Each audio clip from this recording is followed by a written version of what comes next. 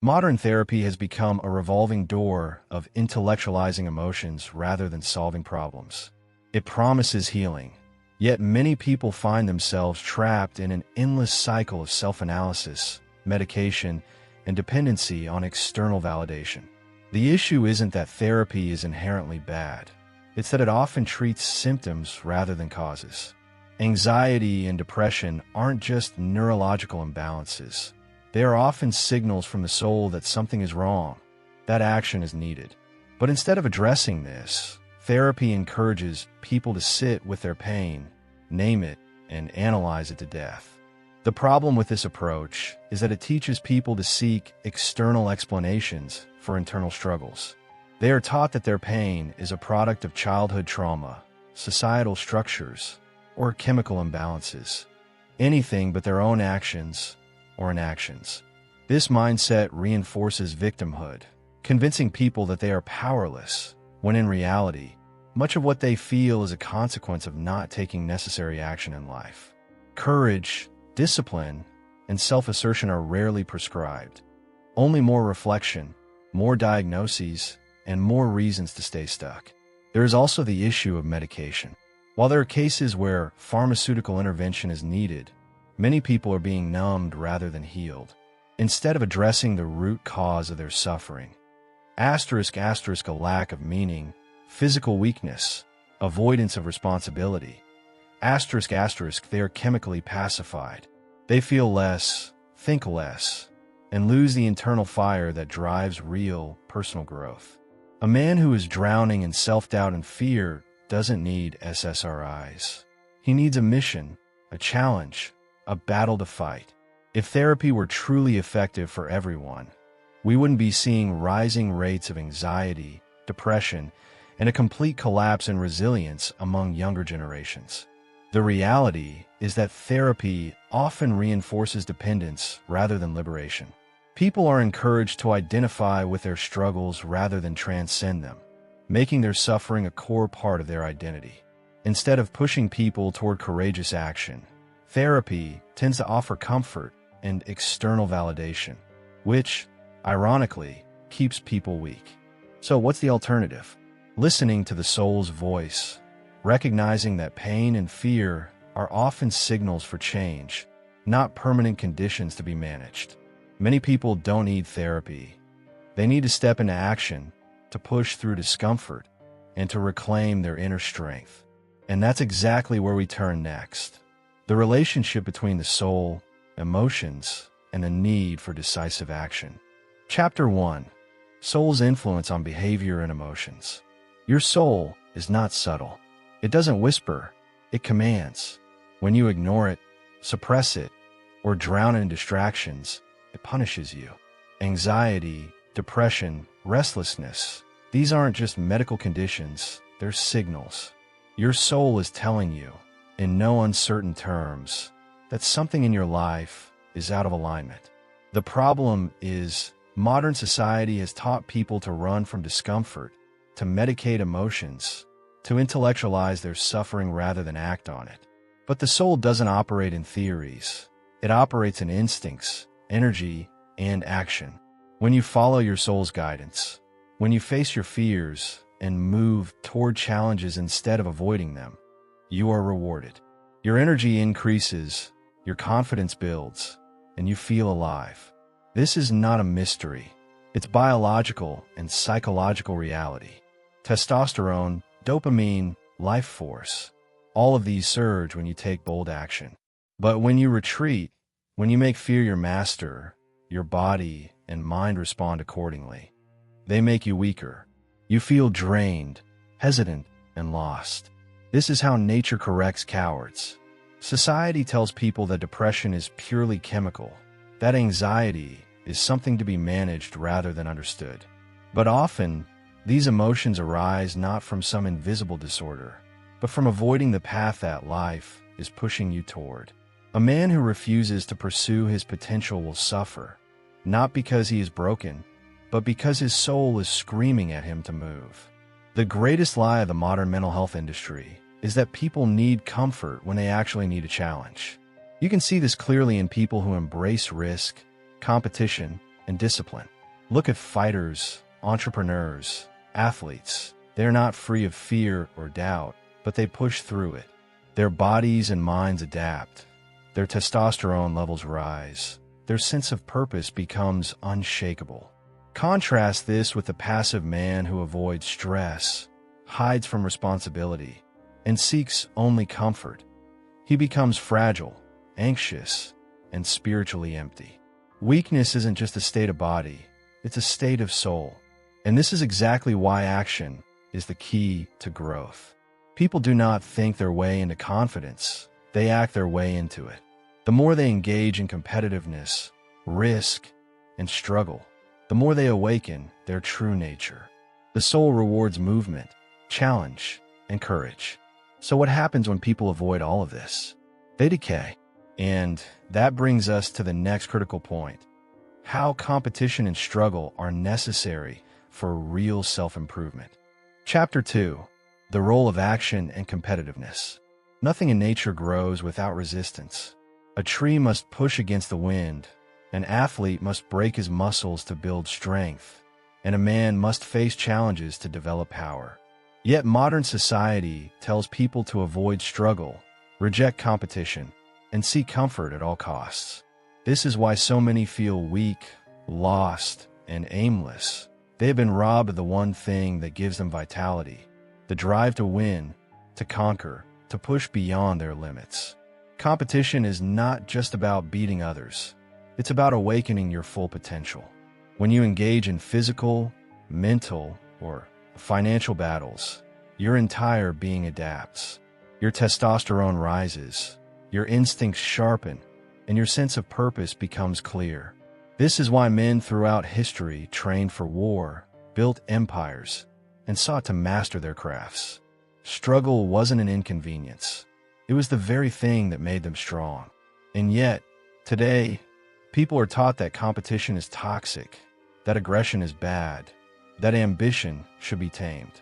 This is why mediocrity is celebrated while greatness is attacked. A man who refuses to compete, to fight for his place in the world, slowly withers.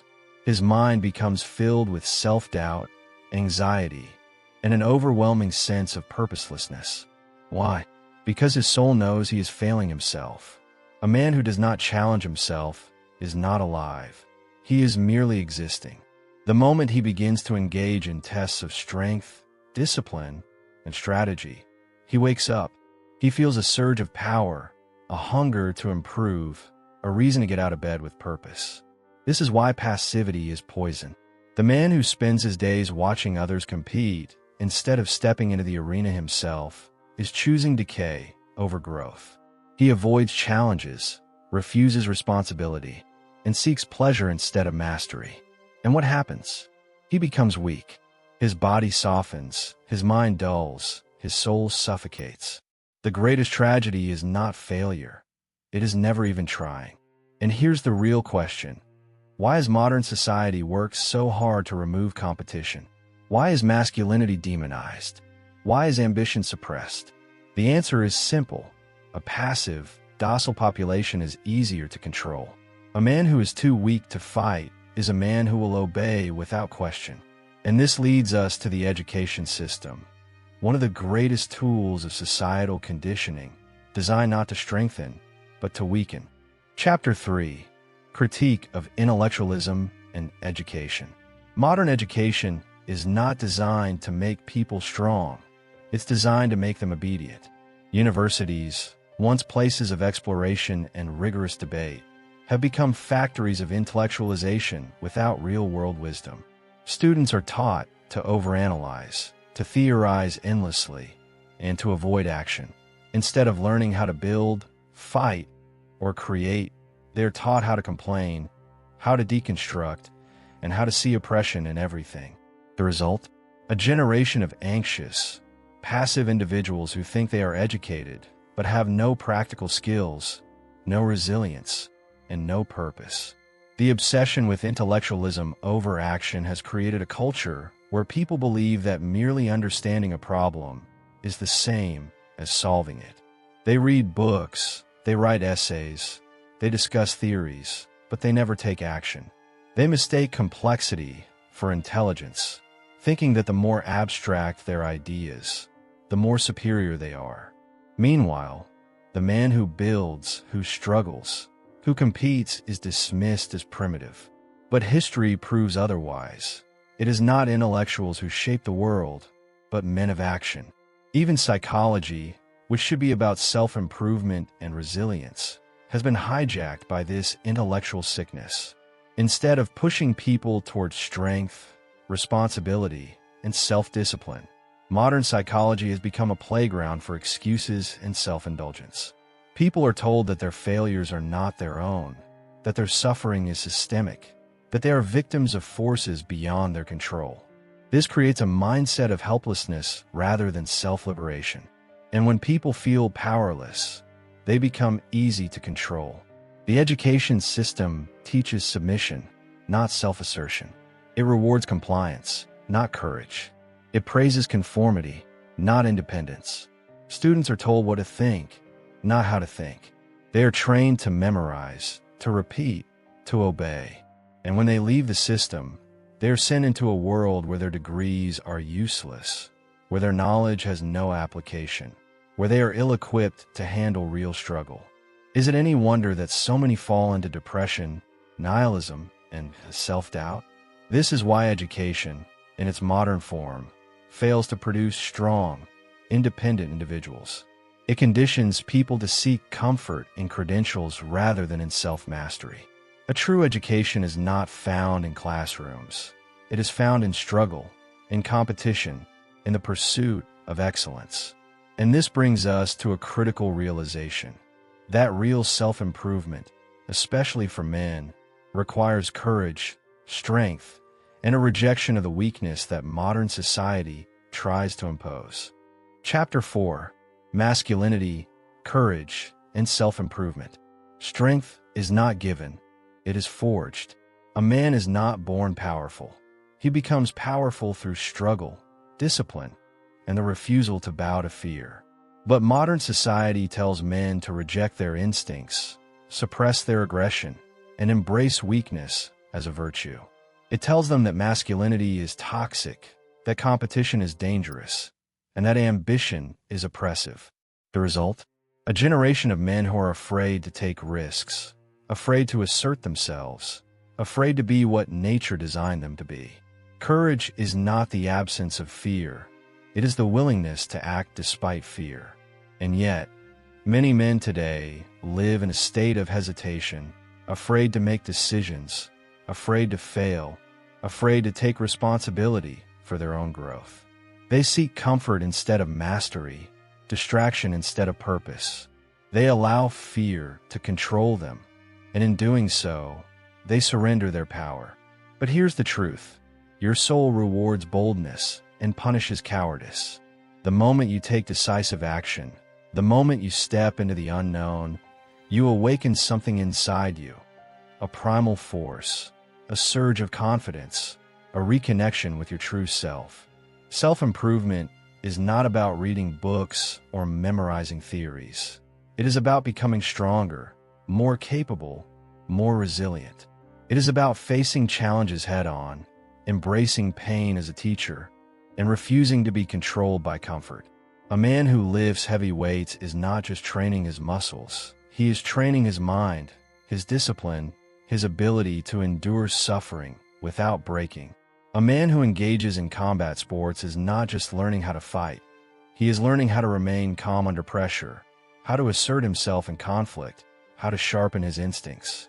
Masculinity is not about dominance over others. It is about mastery over yourself. It is about being capable, competent, and fearless in the face of adversity. A weak man is a danger to himself and those around him because he lacks the ability to protect, to lead, to take decisive action when necessary. This is why society works so hard to break men, because a strong, independent man cannot be controlled. A man who has conquered his fears, who trusts his instincts, who is physically and mentally prepared for anything, is a man who is dangerous to any system that thrives on weakness. But here's the question. If strength, courage, and self-improvement are the keys to freedom. Why does modern society constantly push weakness? Why are men being told to reject their instincts, suppress their drive, and embrace fragility? The answer is simple. A weak population is easier to manipulate. And this brings us to the final, unavoidable realization. Modern society does not want strong individuals. It wants passive, obedient consumers.